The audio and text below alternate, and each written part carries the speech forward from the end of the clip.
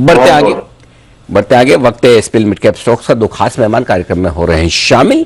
तैयार हैं आपके साथ अविनाश गोरक्षकर साहब, राजेश पालिया साहब।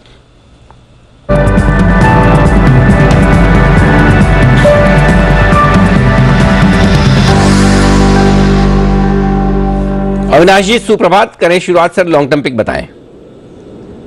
गुड मॉर्निंग अनिल जी। इनफैक्ट लॉन्ग टर्म पिक मेरी तरफ से गोदरेज एग्रोवेट रहेगा। इनफैक्ट गोदरेज एग्रोवेट कंट्री का सबसे बड़ा एनिमल फीड और एग्रोकेमिकल प्लेयर है। इनफैक्ट इनके पास पाम ऑयल का भी बिजनेस काफी बड़ा है। दूसरी बात अनिल जी, इनके एक सब्सिडरी है जो एस्टेक लाइफ साइंसेज है, जो भी काफी प्रॉफिटेबल बिजनेस है। पिछले साल कंसोलिडेटेड बेसिस पे करीबन 8,000 करोड़ का रेवेन्यू और करीबन 400 करोड़ का प्रॉफिट आफ्टर टैक्स कंपनी ने कमाया। कमेंट्री मैनेजमेंट की काफी स्ट्रांग है और मुझे लग रहा है कि जिस प्रकार की तेजी अभी एग्रोकेमिकल्स में दिख रही है और एक एग्री क्राइसिस वर्ल्ड ओवर दिख रहा है, तो ये कंपनी को काफी फायदा होगा। इनफैक्ट इनकी एक्सपोर्ट बिजनेस भी काफी अच्छा है। मेरे ख्याल से अगर इस रेट पे कोई खरीदता है तो करीबन 6 से 12 महीने में 615 620 का एक टारगेट प्राइस पॉसिबल है। तो इसमें डेफिनेटली निवेश करिए। बहुत ही बेहतरीन कंपनी है, बहुत ही बढ़िया मैनेजमेंट है और काफी स्टेबल है और रिस्क रिवॉर्ड इन्वेस्टर्स के फेवर में। ओके, तो ये है आपके लिए गोदरेज एग्रोवेट यहां पर खरीदारी करने की राय अविनाश जी की तरफ से लॉन्ग टर्म पिक के तौर पर। पालिया साहब बताएं सर, आपकी long term pick. Good morning Anil ji, good morning everyone. So long term pick रहेगी GAEL, Gujarat Ambuja export limited. ये स्टॉक में देखें तो ओवरऑल अगर इसका लॉन्ग टर्म सेटअप करें तो स्टॉक एक बुलिश जोन में ही ट्रेड कर रहा है। जरूर हायर साइड से एक प्रॉफिट बुकिंग स्टॉक में देखने को मिली, लेकिन अगर इसके ओवरऑल मंथली सेटअप को एनालाइज करें तो स्टॉक ने अपने मंथली चार्ट पे जो ब्रेकआउट हुए थे उसको स्टॉक में देखें तो एवरेजेस के ऊपर स्टॉक सस्टेन कर रहा है। तो करेक्शन के बाद स्टॉक में लोअर साइड से वापस से एक अच्छी रिकवरी का ट्रेड यहाँ पे बनते हुए दिख रहा है। 240 के आसपास स्टॉक ने बेस बना के अब यहाँ पे जिस तरीके से स्ट्रेंथ वापस near term short term chart पे आते हुए दिख रही है, तो हमें लगता है ये स्टॉक को वापस से यहाँ पे बाय एंड एक्यूमुलेट करना चाहिए। लॉन्ग टर्म के हिसाब से हम एक्सपेक्ट कर रहे हैं इस पे टारगेट आना चाहिए करीब 370 तक के। तो 280 से लेके 285 से लेके हम यहाँ पे 270 ये बाइंग रेंज सजेस्ट करेंगे। स्टॉक 250 का और अपसाइड पे टारगेट हम एक्सपेक्ट कर रहे हैं करीब 375 380 तक के आते हुए दिख सकते हैं। ओके, तो 375 380 के टारगेट के लिए डिक्सन यह है काउंटर, माफ कीजिए गुजरात अंबुजा ये है काउंटर जहां पर आपको करनी है खरीदारी। आइए 10 की कमाई भी लेते हैं और शुभम जी के पास चलते हैं। पहले उनकी 10 की कमाई के लिए शुभम जी बताएं सर। दीपांशु जी 10 की कमाई में इनफैक्ट पहले जितना स्टॉक्स था उसमें से महिंद्रा TVS मोटर्स सब में टारगेट्स अचीव होते हुए दिखे हैं। तो आज भी मेरा जो पिक है वो ऑटो स्पेस में से जो नेक्स्ट इमर्जिंग स्टॉक है वो है अशोक लेलैंड। और अनिल जी हमेशा कहते हैं 1500 वाला स्टॉक होगा, तो आज 1500 वाला नहीं है, 150 के भी अंदर है। और अशोक लेलैंड को अगर हम देखें तो काफी समय से कंसोलिडेट कर रहा है और जिस तरह से पिछले कुछ दिनों में 1-2 महीने में जिस तरह से डेरिवेटिव डेटा में हमें कंसिस्टेंटली बिल्टअप बनता हुआ दिखा है, मुझे लगता है कि काफी एक्यूमुलेशन स्टॉक में हुआ है और इवेंचुअली इसमें अच्छे खासे एक मूव आते हुए दिखेंगे और प्रीवियस ऑल टाइम हाई को ये चेज कर सकता है। तो अशोक लेलैंड को 3 महीने के पर्सपेक्टिव से पोर्टफोलियो में खरीदने की राय है। 180 का लक्ष्य होगा, 125 पे हम स्टॉप लॉस मेंटेन कर सकते हैं। तो आज अशोक लेलैंड पे खरीदारी की राय है। अशोक लेलैंड मेरे बोलने का असर तो होता है शुभम जी, मेरे बोलने की वजह से ही किया कि चार्ट पे आया था। नहीं अनिल जी, जनरली चार्ट पे आ गया, लेकिन 2 ट्रेड था उसमें से मैंने ये प्रेफर किया बिकॉज ये 150 वाला है। अच्छा ओके जी बंसल जी कुछ कह रहे हैं आपको। जी Bansal ji. Anil ji for your knowledge and for your update, Anil ji Ashok Leyland की फेस वैल्यू 1 रुपए की है तो 1450 रुपए का भाव हो गया। चिड़िया के पर गिन लेते हो तो बिल्कुल ठीक है अनिल जी। हाँ मैं वही सोचा मेरी रिसर्च ऐसी गड़बड़ कैसे हो सकती है। शुभम जी फिर से काम करें अगले हफ्ते 10 की कमाई के लिए। इसे 1500 वाला ही माना जाएगा, 1450 वाला ही माना। बंसल जी समय पर बचाने के लिए संकट मोचक के तौर पर आप आए मेरे लिए, बहुत बहुत धन्यवाद आपका। आइए 10 की कमाई। ऐसा है जब राकेश जी कुणाल जी इतना साथ दे रहे हैं, आप ही दे दो 10 की कमाई का स्टॉक बताएं सर।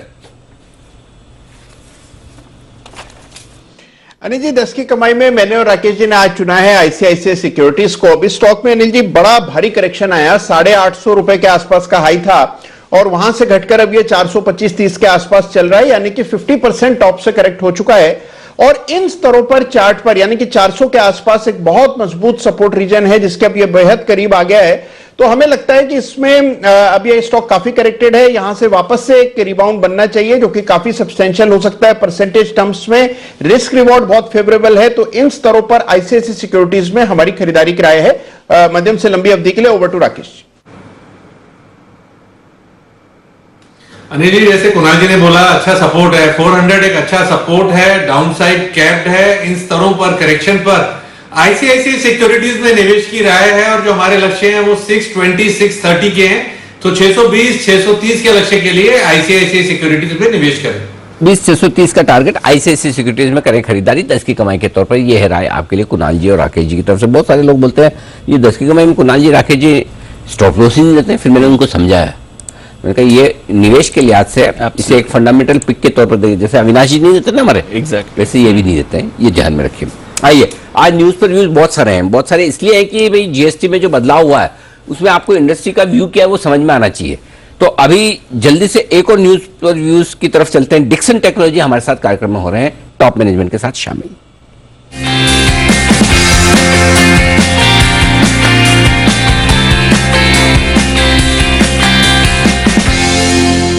डिक्सन टेक के सीएफओ सौरभ गुप्ता साहब हमारे साथ कार्यक्रम में हैं इस वक्त। सौरभ जी, बहुत बहुत स्वागत है आपका, धन्यवाद सर समय देने के लिए।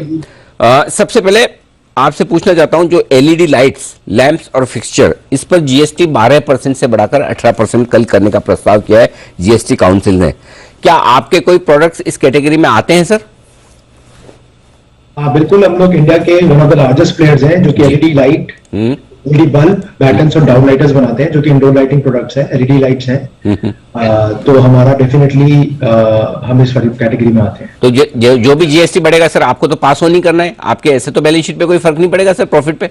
हाँ, पढ़ना नहीं चाहिए, बट क्लियरली हमें लगता है कि अनिल जी थोड़ा डिमांड अभी स्लो थी लाइटिंग मार्केट में फरवरी मार्च के बाद, तो ये 12 से 18% इसकी कॉस्ट को और ऐड करेगा।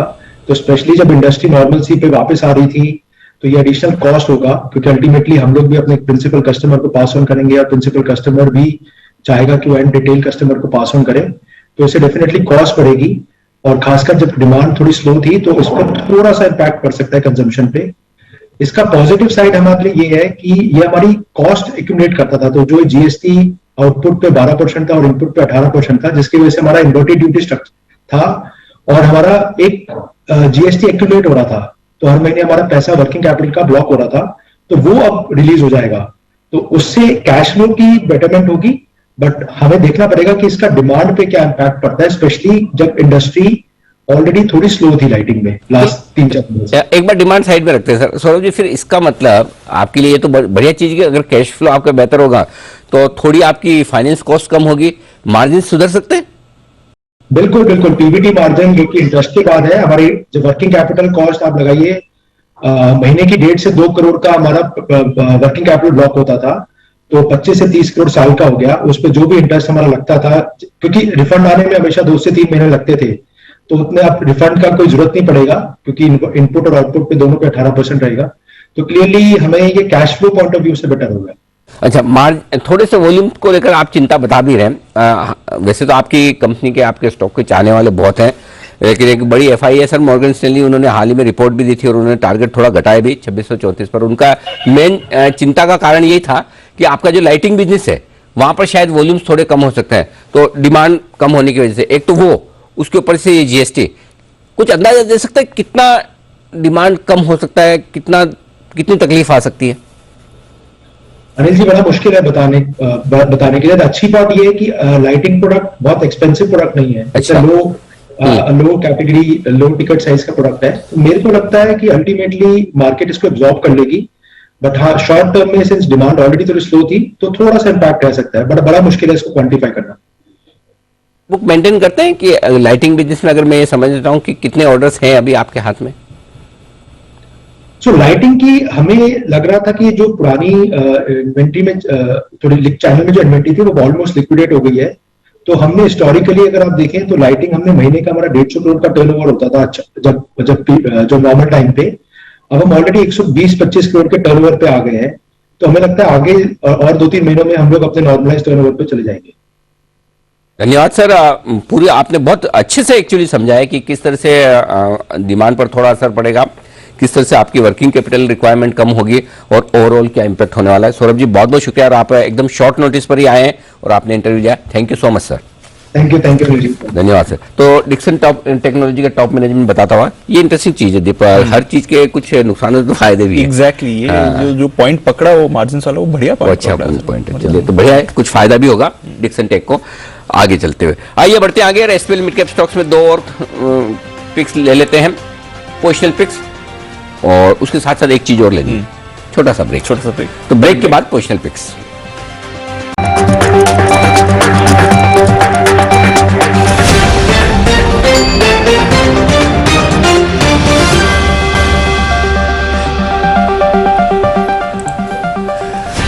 दस की कमाई में आप सबका स्वागत है। एसपीएल मिड कैप स्टॉक्स के दोनों खास मेहमान हैं हमारे साथ तैयार, अविनाश गोरक्षकर साहब और साथ ही पालिया साहब। अविनाश जी बताएं सर, आपकी पोजिशनल पिक अब आज के लिए।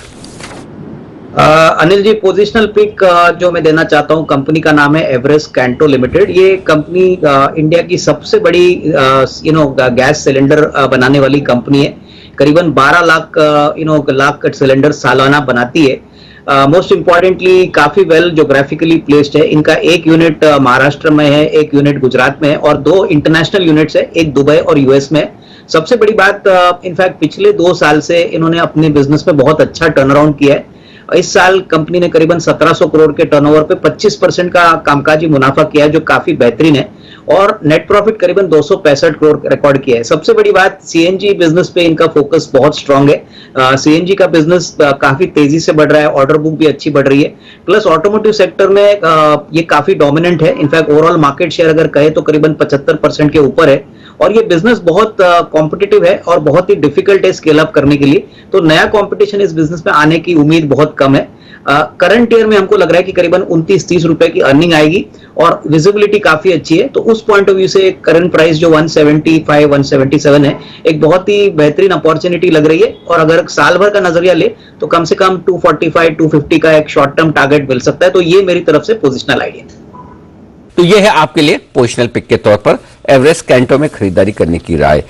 पालिया साहब बताएं positional pick. Anil ji, positional pick रहेगी महिंद्रा सीआई ऑटोमोटिव।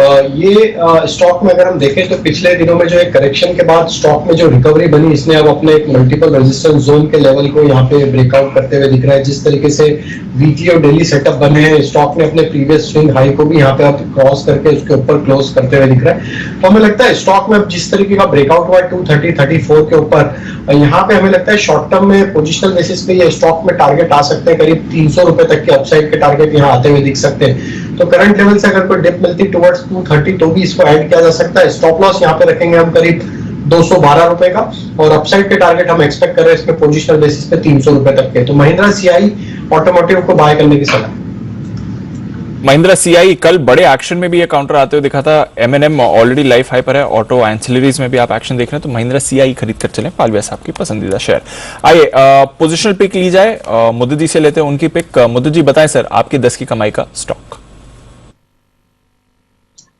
देखिए, कल भी जब हम ओपनिंग शो में जुड़े थे और हमने टाटा एलेक्सी पे बात की थी, 10 की कमाई में उसको चुना था, और वहां से करीब 200 रुपए की तेजी टाटा एलेक्सी में देखने को मिली है।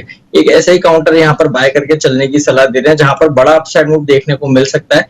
जैकॉर्प को यहाँ पर लॉन्ग करके चलेंगे। 112 रुपए 70-80 पैसे के आसपास ट्रेड हो रहा है। टारगेट बनेगा 127 रुपए का, स्टॉप लॉस आएगा 107 का। स्टॉक में करीब 125-127 के हाई के बाद स्टॉक में करेक्शन देखने को मिला। अर्लियर स्विंग सपोर्ट के ये काउंटर ने सपोर्ट टेस्ट किया और वहां से बढ़िया बाउंस बैक दिखा रहा है। सारे शॉर्ट टर्म मूविंग एवरेजेस के ऊपर ये काउंटर निकल गया है। अब यहाँ से ये काउंटर बड़ा अपसाइड मूव दिखा सकता है। 127 के टारगेट्स के लिए जैकॉर्प को लॉन्ग करके चलेंगे। स्टॉप लॉस रहेगा 107 रुपए का। दीप, अगर 1 मिनट का टाइम है तो मैं एक यहाँ पर बीटीएसटी और ऐड करना चाहता हूँ। मुद्दत जी थोड़ी देर में आता हूं, आज थोड़ा कंटेंट पैक्ड है सर, बट कुछ देर में आता हूं आपकी ट्रेडिंग कॉल लेने के लिए। पर क्योंकि आपने जय कॉप की बात करी तो एक बार जय ठक्कर भी हमारे साथ और लेते हैं उनकी 10 की कमाई भी। जय बताइए आपकी 10 की कमाई का स्टॉक। जी दीपांशु, जीएमडीसी को खरीदना है 10 की कमाई में। 141 के बीच में ट्रेड कर रहा है अभी है, तो इस लेवल्स पर आप खरीदे। बहुत ही बढ़िया एक डाउन ट्रेंड लाइन रेजिस्टेंस का ब्रेकआउट इसमें देखने मिल रहा है। जो पूरा फॉल स्टार्ट हुआ थी right from the levels of 228 और हमें इसमें लो देखने मिले लगभग 121 के। सो 100 रुपए तक का एक गिरावट देखने मिली और वो पूरी गिरावट की जो एक डाउन ट्रेंड लाइन है उसका पूरा रेजिस्टेंस का ब्रेकआउट है। एक सिमेट्रिकल ट्रायंगल पैटर्न में से ब्रेकआउट है। High top high bottom confirm हो चुका है। पॉजिटिव डाइवर्जेंस यहाँ पे देखने मिल रहा है एंड ऑलमोस्ट एक डबल बॉटम पैटर्न भी फॉर्म हुआ है। तो मेरे टारगेट्स यहाँ पे बनकर निकल रहे 162 162 के टारगेट्स के लिए इसको खरीदे। स्टॉप लॉस छोटा सा है 131 का। सो आप देखिए ऑलमोस्ट 20 रुपीज ऊपर 10 रुपए नीचे 1:2 का रिस्क रिवॉर्ड बन रहा है। 200 डेमा के आसपास ही अच्छा सपोर्ट ले रहा है। 2 टाइम उसके नीचे गया बट एक ही बार उसके नीचे बंद हुआ था फिर से क्विकली रिकवर हो गया। सो आई थिंक जीएमडीसी एक स्ट्रॉन्ग बाउंस दे सकता है after a fall of almost 100 points. Bottom से लगभग 30-40 पॉइंट का एक बाउंस भी हमें देखने मिला तो 162 तक जा सकता है। जीएमडीसी है वो स्टॉक्स यहां पर खरीदारी करने के लिए आए 10 की कमाई के तौर पर जय की तरफ से। आइए बढ़ते हैं, हमारी खास सीरीज का वक्त है बाजार आर्या पार।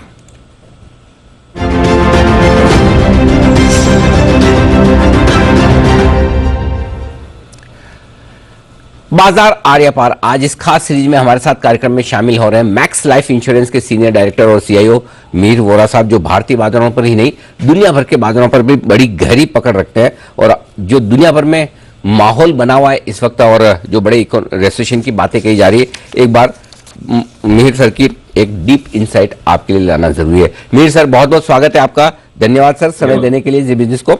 सबसे पहले ये बताएं कि जो अमेरिका में आर्थिक मंदी की चिंता है, जो लगभग सब मानकर चलने के बड़े रिसेशन में जा रहे हैं, कितना मार्केट ने इसे पचा लिया और कितना पचाना बाकी है सर?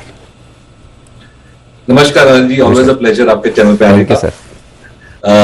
तो इसमें देखिए अमेरिका में स्लो डाउन तो होना ही है, उसमें कोई दो राय है नहीं। कितना होगा वो एक बड़ा $1 मिलियन का क्वेश्चन है और आपने जैसे पूछा कि उस पे इंडिया के क्या असर होगा वो भी एक एक सेकंड ऑर्डर का क्वेश्चन है।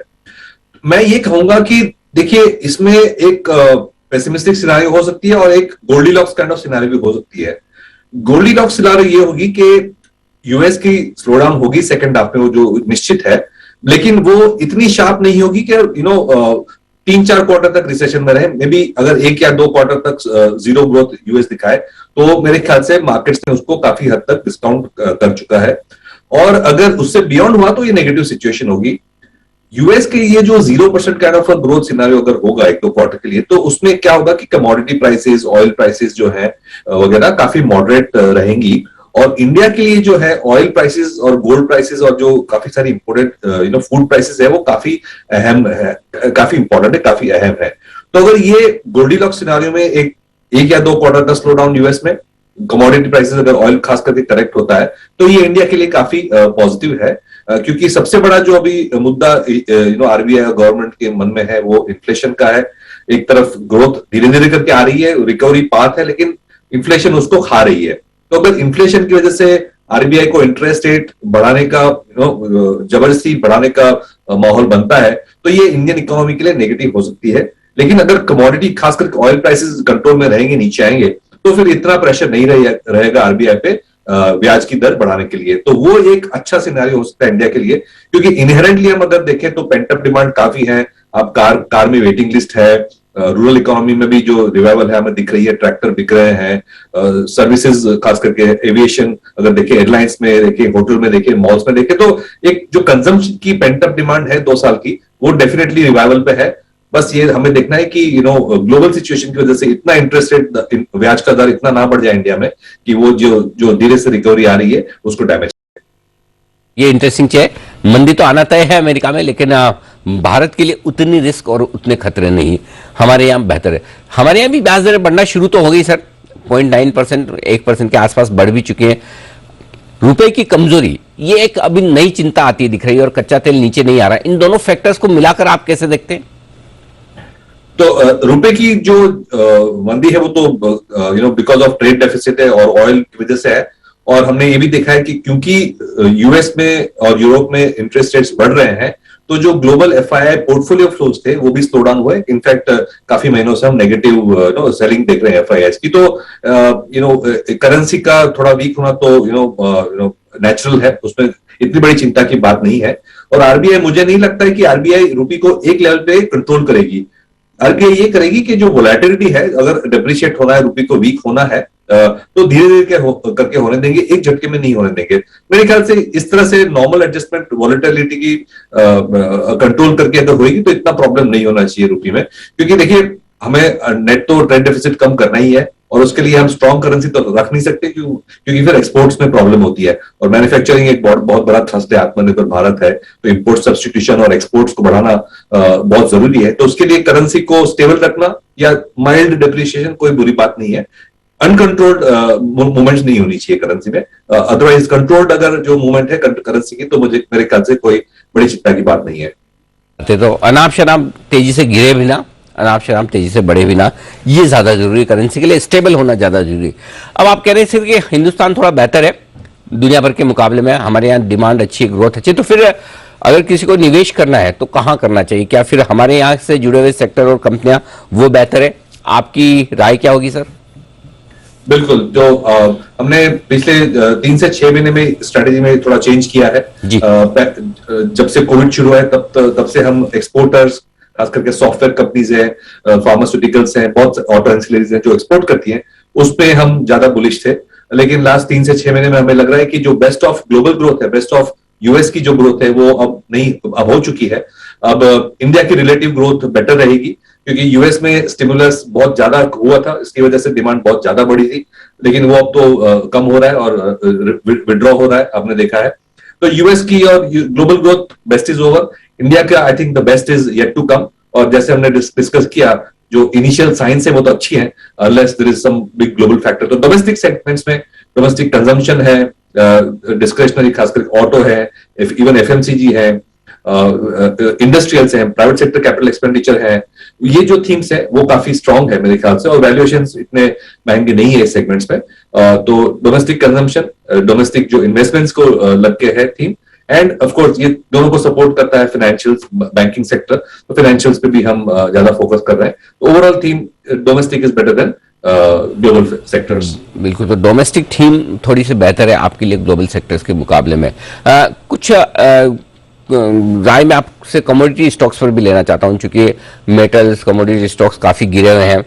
अब मेटल्स अब गिर रही हैं, शेयर पहले गिर गए, और लोग ये जानना समझना चाहते हैं कि क्या कमोडिटी साइकिल खत्म हो चुका है, वापस रिवाइवल आएगा? दोनों पर राय दें सर, कमोडिटीज पर भी और कमोडिटी स्टॉक्स पर भी। देखिए, कमोडिटीज में काफी सारा जो इनपुट्स हैं वो एनर्जी के लिंक्ड है। तो जिस तरह से रशिया में और यूक्रेन में डिसरप्शन हुई है ऑयल एंड गैस सप्लाई में, तो थोड़े और महीने कमोडिटीज में तेजी रह सकती है।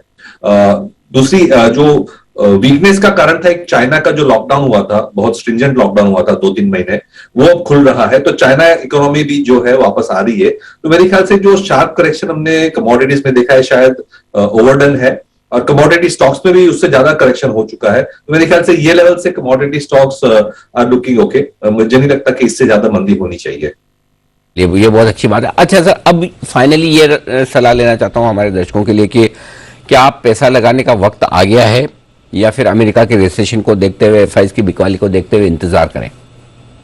देखिए, इसमें दोनों साइड में वोलेटिलिटी रहने वाली है। ये 2022 का जो साल है बहुत मेहनत करवाएगा मेंटली और फिजिकली हमको। तो मेरे ख्याल से एक कोई भी तरह का एक्सट्रीम व्यू ना ले, ना तेजी का ना मंदी का।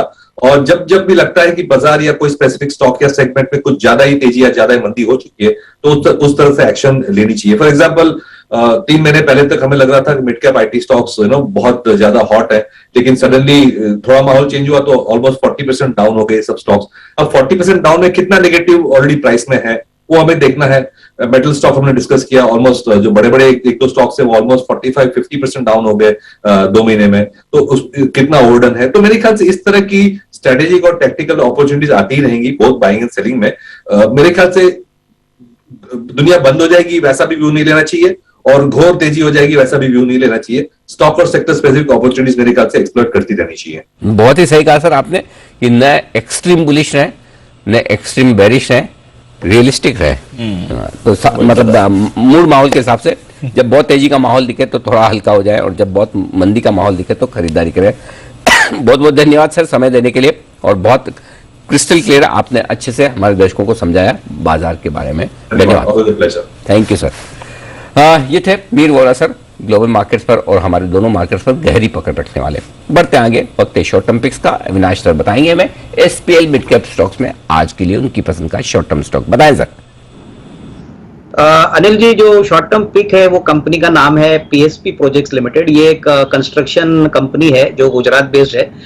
सबसे बड़ी बात जो इस कंपनी की कि अभी भी ये कर्जा मुक्त है और ऑर्डर बुक काफी स्ट्रांग है। इनफैक्ट पिछले 2-3 दिनों से कंपनी के प्रोमोटर्स मार्केट से शेयर खरीद रहे हैं। ये भी बात डेफिनेटली सेंटिमेंटली स्टॉक के लिए पॉजिटिव है। लेकिन जो सबसे बड़ी बात है, इन्होंने पिछले साल करीबन 45 रुपए की अर्निंग्स की थी और जिस प्रकार की ऑर्डर बुक है, मुझे लग रहा है कि आने वाले साल में कम से कम 55-57 का अर्निंग आएगा। और जिस प्रकार का ग्रोथ पोटेंशियल है, ऑर्डर बुक है और जिस प्रकार की बिजनेस ग्रोथ अभी इंफ्रास्ट्रक्चर में हम देख रहे हैं कंस्ट्रक्शन कंपनीज के लिए, मुझे लग रहा है कि अगर 6 महीने की बात करें तो कम से कम 650-625 का एक टारगेट 625-650 का टारगेट लेके इसमें पोजीशंस बनाई जा सकती है। अभी भी वैल्यूएशंस 10-12 मल्टीपल पे है, तो काफी अच्छा रिस्क रिवॉर्ड अभी भी इन्वेस्टर्स के पास में है। तो ये मेरी तरफ से short term pick. Okay, short term pick यहां पर खरीदारी करने के लिए आए हैं पीएसपी प्रोजेक्ट्स में। अविनाश जी की तरफ से 625-650 के टारगेट के लिए आप खरीदारी करें। पालिया साहब, आपकी short term pick Mahindra CIO positional pick के तौर पर आपने चुना है। शॉर्ट टर्म पिक रहेगी FIEM industry. Across all time frame stock एक बुलिश टेरिटरी में ट्रेड करते हुए दिख रहा है। जिस तरीके की स्ट्रेंथ यहाँ पे बनते हुए दिख रही है, हाई फॉर्मेशन यहाँ पे डेली वीकली सेटअप के हिसाब से बनते हुए दिख रहे हैं। स्टॉक में एक राउंडिंग बॉटम फॉर्मेशन हुआ है जो कि अब जनवरी 2022 के हाई को अब यहाँ से हमें लगता है कि उसको क्रॉस करते हुए दिखेगा। स्टॉक का सेटअप जिस तरीके से बना है अक्रॉस ऑल टाइम फ्रेम, हमें लग रहा है ये स्टॉक में यहाँ पे 1430-1440 तक की अपसाइड शॉर्ट टर्म में आते हुए दिख सकती है। तो करंट लेवल पे यहाँ पे बाय किया जा सकता है। कोई डिप मिलती 10-12 रुपए की तो भी ऐड करें। स्टॉप लॉस रखें यहाँ पे करीब 1295 के आसपास। अपसाइड के टारगेट होंगे 1440 तक के। ओके, तो 1440 तक के टारगेट के लिए फीएम इंडस्ट्रीज इस पर करें खरीदारी। ये है आपके लिए राय पालविया साहब की तरफ से। कुछ बेहतरीन पिक्स हमारे एक्सपर्ट्स की तरफ से एसपीएल मिड कैप्स में रखनी है नजर रखनी है कुछ और अच्छी पोजिशनल कॉल्स पर और 10 की कमाई। आइए लेते हैं सिमी जी की तरफ से उनका स्टॉक का। सिमी जी बताएं 10 की कमाई का स्टॉक आपका।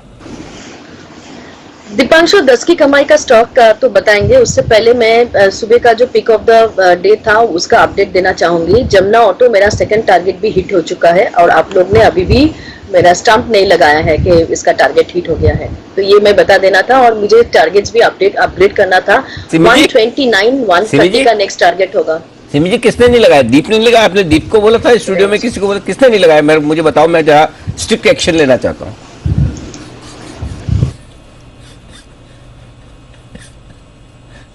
हेलो, अच्छा सिमी जी से डिस्कनेक्ट हुई। चलो, गुस्से में तो नहीं, बहुत सारे लोग बच गए। किसी का नाम लेते थे सिमी जी, एक बार खाली कुणाल जी का लिया। कुणाल जी आज तक डरे हुए। कुणाल जी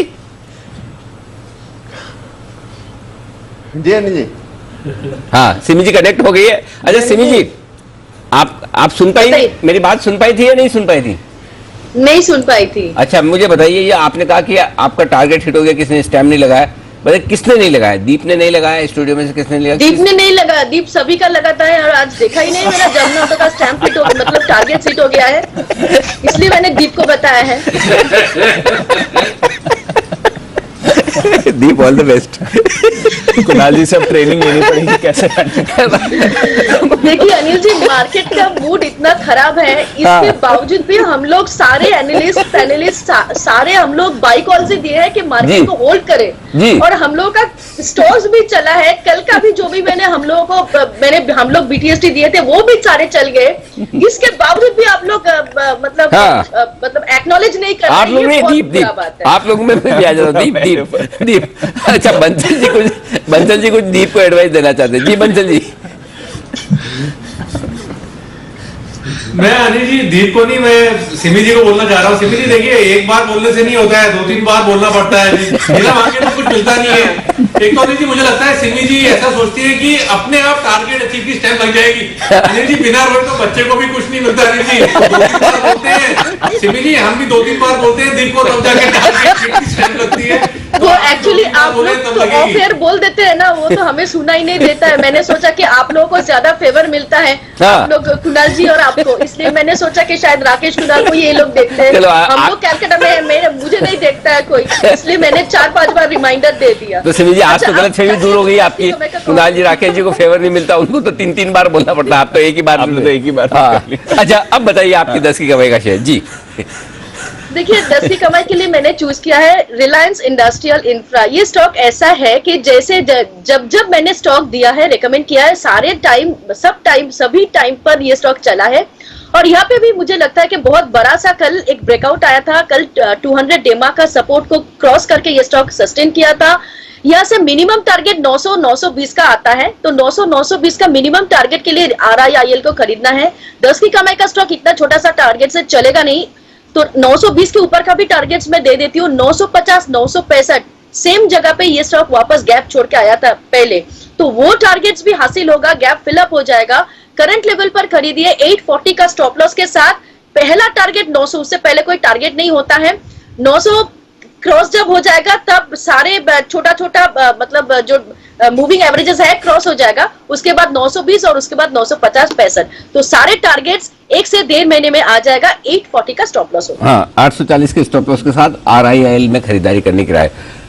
देखिए सिमी जी कह रही कि देखो सिमी जी ने कंप्लेन की, तो सिमी जी की बात तो रखनी पड़ेगी जी।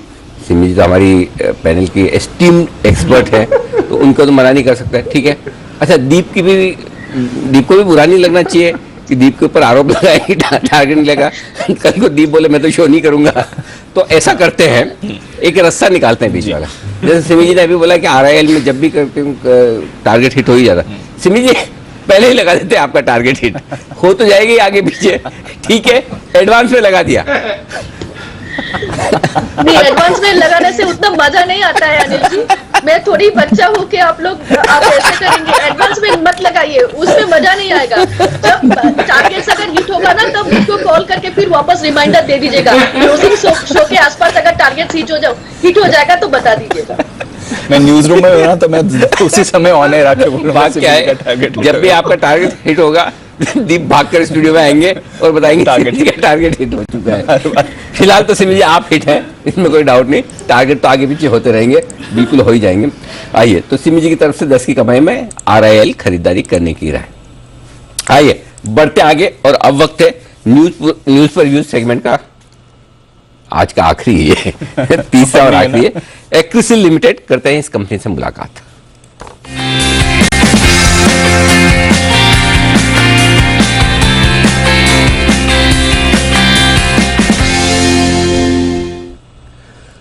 उन्नीस में इस कंपनी ने की थी माफ कीजिएगा, कंपोजिट क्वाड सिंक बनाने की शुरुआत। हर साल लगभग 10 लाख सिंक बनाने की क्षमता है कंपनी की, और 150 से ज्यादा अलग अलग मॉडल हैं कंपनी के, जो अलग अलग सेगमेंट्स में अलग अलग बाजार में हैं। 1500 से ज्यादा आउटलेट हैं जहां पर कंपनी के प्रोडक्ट्स बेचे जाते हैं। आइए स्वागत करते हैं कंपनी के चेयरमैन और मैनेजिंग डायरेक्टर चिराग पारेख साहब हमारे साथ कार्यक्रम में शामिल हो रहे हैं, जो कि प्रीमियर यूरोपियन यूनिवर्सिटी से आपने ग्रेजुएशन किया है, 25 साल से ज्यादा का गहरा आपका अनुभव भी है, और 2008 से कंपनी के MD के तौर पर कमान आपने संभाली हुई है, और कंपनी को 500 करोड़ की साइज तक पहुंचाने में आपका बड़ा कंट्रीब्यूशन है। पारेख साहब बहुत बहुत धन्यवाद समय देने के लिए, स्वागत है आपका जी बिजनेस पर। सबसे पहले तो जो खबर आई है, आपने कुछ आज कैपेसिटी एक्सपांशन करने की कोई खबर दी है, जो मुझे समझ में आ रहा है 1.6 लाख यूनिट का आपने एक्सपांशन किया, अब आपकी क्षमता 10 लाख तक पहुंची है, जरा इसके बारे में बताएं सर। या तो हमारा first of all thank you having at the show. और हमारा लास्ट 3 ईयर से जर्नी स्ट्रॉन्ग बहुत स्ट्रॉन्ग हुआ है हमारे क्वाड सिंक बिजनेस में, and specially in the last 3 years हमारी कंपनी ने एक ट्रिमेंडस किया है ग्रोथ। हम 4 लाख से अप्रोक्सीमेटली मिलियन सिंक तक गए। हम एक बहुत ज्यादा लास्ट 3 साल से ट्रैक्शन महसूस कर रहे हैं क्वाड्स किचन सिंक बिजनेस में। हमने बहुत लार्ज कस्टमर्स ब्रेक थ्रू किए globally, like IKEA, Grohe Germany, America में मिनार्ड्स किए, यूके में हमने एक्विजिशन किया 5 साल पहले।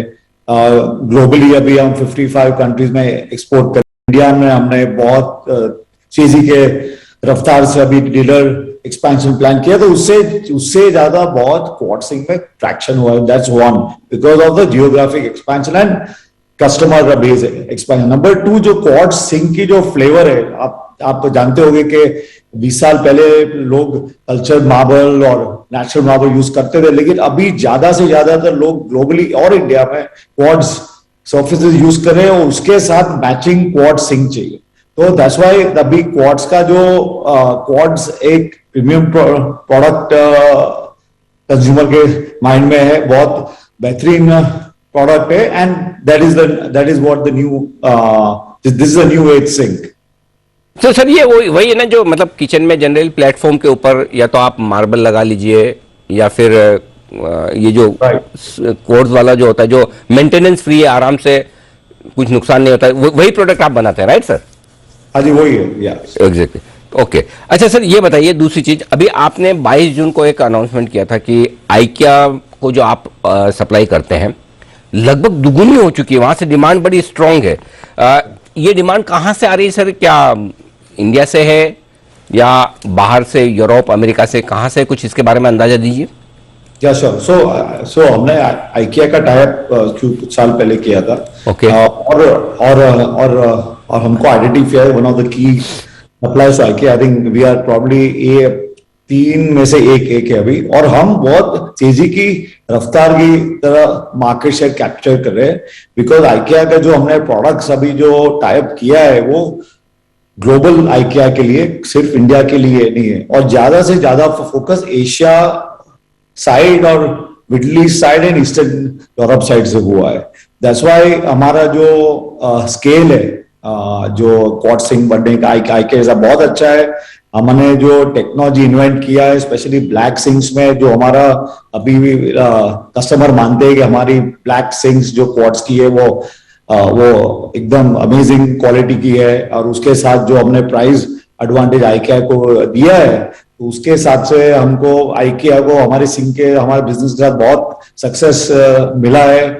और riding on that success IKEA demand, हमारी सिंक्स, हमारे मॉडल्स कितनी बड़ी है कि आइकिया हमारे पास आए और हमको बोला कि आपको अभी डबल कैपेसिटी करना पड़ेगा. बहुत बढ़िया. अच्छा सर, ये तो चलिए अच्छी बात है कि आपके ऑर्डर्स वहां से डबल आ रहे हैं और आइकिया को सप्लाई करना अपने आप में एक बड़ी प्रेस्टीज वाली बात भी है. 80% रेवेन्यू आपका एक्सपोर्ट से आता है, राइट सर? और अब जो ये कल हमने अमेरिका में कंज्यूमर कॉन्फिडेंस इंडेक्स देखा तो बड़ा हालत खराब है, वहां पर रिसेशन की भी बातें कर रहे हैं. तो कहीं कोई ग्लोबली आपको डिमांड कम होने के संकेत आ रहे हैं, ऑर्डर्स में कमी आने के संकेत आ रहे हैं? देखो, अभी ऐसा है कि स्टोरी तो अभी हमारी कंपनी 30 साल में, वो याद है मैंने कंपनी ज्वाइन किया था तब कंपनी हमारी 3 करोड़ की थी, 3 करोड़ रेवेन्यू. तो अप्स एंड डाउन हो गए. बट क्वाड्स की एक बहुत अच्छी है कि क्वाड्स सिंक की जो डिमांड है globally and even in the worst time में, हाउसिंग रिसेशन आया है, अमेरिका में आया, यूरोप में आया है, इंडिया में आया, वेरेवर हमारी क्वाड सिंक समहाउ जो उसकी जो मोमेंटम है, जो उसकी जो business capacity overall for the consumers to buy quartz sink, वो बहुत अच्छी रही है. सेकेंड थिंग, यस, हम भी देख रहे और सुन रहे कि ग्लोबली अमेरिका में आ रहा है, यूरोप में आ रहा है, यूके में आ रहा है एंड किधर भी आ सकता है. तो लेकिन आई थिंक जब तक तुम्हारे कंपनी के फंडामेंटल स्ट्रांग है, तुम्हारे बिजनेस फाउंडेशन स्ट्रांग है, तो मे बी शायद 1-2 महीने, 1 क्वार्टर ऐसा जा सकता है. लेकिन एंड ऑफ द डे जो हमारी एक्विजिशन की स्ट्रेंथ है, वो 55 कंट्रीज में जो हमने मार्केट एक्सपैंड किया है, यार अभी हमको टाइम मिला है कि हमने कैपेसिटी इंक्रीज कर दी, तो हम इंडिया के लिए भी अभी प्रोडक्ट्स दे सकते हैं. तो जो रेशियो है वो 80-20 का वो ड्रामेटिक चेंज हो सकता है. ये शायद रेशियो 70-30 भी हो सकता है और 65-35 भी हो सकता है, क्योंकि अभी जो हम नया जो हम मार्केट एक्सपेंशन कर रहे हैं वो इंडिया में कर रहे हैं. हमने about 400 से 500 डीलर्स नए साइन किए. वो भी अब बस अभी क्लोजिंग पे है. हमने लास्ट 2 महीने में बहुत अच्छा मोमेंटम इंडिया में देखा है, एशिया में देखा है. सो हमारा जो मार्केट एक्सपेंशन है ग्लोबली एंड इन इंडिया, तो हमको बहुत कॉन्फिडेंस है कि may be for few few months because और एक और फैक्टर भी है कि अभी लोगों 2 साल से बाहर नहीं निकले. ट्रैवल आप देखो तो रिवेंज ट्रैवल है, you know there ticket airfares have sold up very high. तो ये भी एक समर पीरियड है वेयर पीपल घूमते जाते हैं और घर के लिए खरीदी कर रहे हैं. जब भी अगस्त सितंबर वापस आता है, क्रिसमस का एक बेहतरीन होएगा, माहौल होएगा और एकदम मोमेंटम स्टार्ट होगा. और वेरी इंपॉर्टेंट बात है कि अभी लोग का जो टेन्योर है, जो किचन सिंक बदलने का किचन में, अभी यूके और अमेरिका में 5 साल के अंदर है. तो हमारे न्यू हाउसिंग पे हम डिपेंडेंट नहीं है. हमारा जो मेजोरिटी है 80 to 90% इज ऑन रेनोवेशन और सभी लोग 3 से 5 साल में किचन चेंज करते हैं. अभी ये धीरे धीरे ये जो है ट्रेडिशनल इंडिया में भी आ रहा है. सो वंस यू लोग रेनोवेशन करते हैं, जरूरत नहीं कि पूरा किचन चेंज करो, पूरा घर चेंज यू नो करो. सो हमारा मोमेंटम है क्वार्ट्ज सिंक का. I think we are very bullish and we are very confident about it. ये बहुत बढ़िया सर, डिमांड स्ट्रांग है ग्लोबली भी लोकली भी. बहुत बहुत धन्यवाद सर समय देने के लिए और अपनी कंपनी की योजनाओं पर पूरी तरह से विस्तार से बताने के लिए. चिराग पारेख साहब CMD एक्रिसिल लिमिटेड के बताते हुए ये है. इस बीच एक रिसर्च हमारे बंसल जी ने भी दी है, चैनल चेक. बंसल जी कहते हैं कि आजकल नया ट्रेडिशन है एक सिंक में, एक किचन में 2 सिंक. हाँ बंसल जी, ऐसा सही है? हस्बैंड और वाइफ दोनों के लिए अलग अलग? नहीं अनिल जी, जैसा अभी पारिक साहब ने बोला तो ट्रेडिशन अनिल जी बदल रहा है. एक किचन में अनिल जी 2 सिंक लगते हैं. हाँ. तो जो भी अनिल जी किचन में काम करता है बड़ा आराम रहता है अनिल जी, सुविधा रहती है और ये अनिल जी लेटेस्ट ट्रेंड है. अच्छा, बर्तनों की आवाज नहीं होती, दोनों अलग अलग तो है. एक ही नल के नीचे दोनों तो दिक्कत होती है. ऐसा नहीं अनिल जी, एक चीज अनिल जी जो नहीं अनिल जी जोक सपाट अनिल जी, इस तरीके के भी सिंक आ गए हैं आजकल कि जिनके अंदर अनिल जी बर्तनों की आवाज नहीं होती है. मेरे पास तो अनिल जी वो वाला सिंक नहीं है, वो बाद में मुझे पता चला, बट ऐसे अच्छा सिंक आ गए हैं जिनके अंदर बर्तनों की आवाज नहीं होती है. और अनिल जी आजकल 2 सिंक्स का ट्रेडिशन है. तो अनिल जी मेरे को जितने भी मित्र मेरे घर आ रहे हैं, कुणाल जी तो इसी डर से नहीं आ रहे हैं कि उनको भी 2 सिंक लगवाने पड़ेंगे. तो हर एक को मैं 2 सिंक दिखाता हूँ ताकि वो भी उस सुविधा का अनिल जी प्रयोग करें. तो अनिल जी इस तरीके की भी सिंक आ गए जिनमें आजकल साउंड प्रूफ है. कुणाल जी को ढंग से समझाओ आप. कुणाल जी को बोलो 2 सिंक लगवाने से आपका काम आधा हो जाएगा. प्रॉपर समझाओ ना, आप समझा नहीं पा रहे हो उनको. अभी सिंगल सिंक में सारा का सारा काम कुणाल जी को करना पड़ता है. आइए मुदित जी के लिए भी मुनाफे वाला मुदित.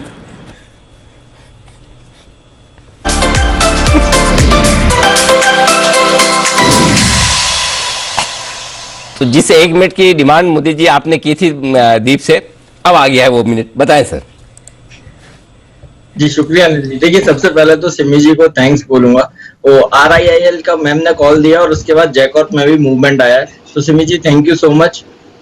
और देखिए BTST के लिए अब हम एक स्टॉक जहां पर 2 पैटर्न का ब्रेकआउट देखने को मिल रहा है. सबसे पहले एक फॉलिंग ट्रेंड लाइन का ब्रेकआउट, साथ ही साथ एक ट्रायंगुलर पैटर्न बनाया उसका ब्रेकआउट.